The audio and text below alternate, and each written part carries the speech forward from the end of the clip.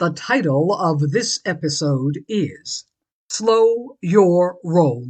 It's based on the book of Genesis, chapter 33, verse 14, that reads, "Please go on ahead of me, and I will follow slowly, going as fast as I can with the livestock and the children, until I catch up with you in Edom." If you know anything about Abraham's grandson Jacob, then you know that he was a liar, a cheat, and a coward. And unfortunately, the old Jacob still continued to show up while that man who was destined to become the new Israel struggled to survive. But when we catch up with Jacob in our biblical reference today, it seems that he has taken on some new noble qualities. After reconciling with his brother Esau, Jacob agreed that he would settle in the south with Esau in the area of Mount Seir.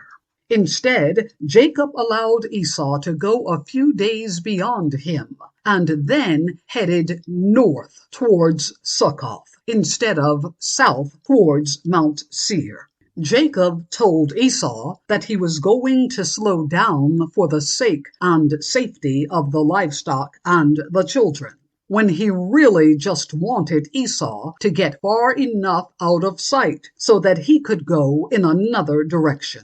And it's easy for us to get caught up in Jacob's deceptive tendencies. However, if we do that, then we miss the critical teaching moment that is found under the layers of Jacob's treachery. I like to say that there was just enough God in Jacob that even when he lied, there remained a semblance of redemptive truth.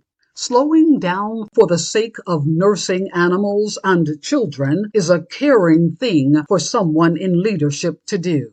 Think of the collateral damage that could result when we fail to consider the vulnerable amongst us. We are not all headed in the same direction or moving at the same pace, but we are all responsible for the common good of all.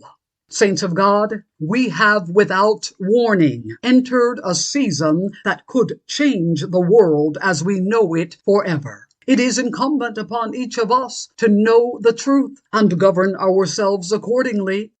This requires us to slow down and turn our focus towards those whom Jesus called the least of these. These are they who without our attention will not survive. So slow your roll, look around you, see with your third eye, and the light of Holy Spirit will surely guide you in the direction that you should go. I'm Reverend Dr. Michelle Johnson, and you have been listening to Wednesday's Word of Truth. You can follow us on Instagram, Twitter, and Facebook. Join me next week for another segment of Wednesday's Word of Truth. Thank you for listening.